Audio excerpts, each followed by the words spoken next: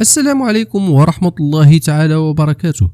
موعد وتوقيت مباراة منتخب تونس ومنتخب فيجي في الجولة الأولى من كأس العالم للناشئين تحت 17 سنة، والقنوات الناقلة لهذه المباراة.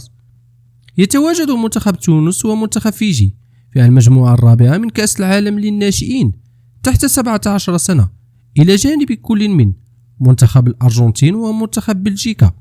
وسيواجهه تونس فيجي في الجولة الأولى من دور المجموعات كأس العالم للناشئين تحت 17 سنة اليوم الاثنين 3 نوفمبر 2025 على ملعب أكاديمية أسباير، ملعب 9، في حدود الساعة 4:45 زوالا بتوقيت المغرب وتونس والجزائر، و6:45 مساء بتوقيت مصر والسعودية والعراق إن شاء الله.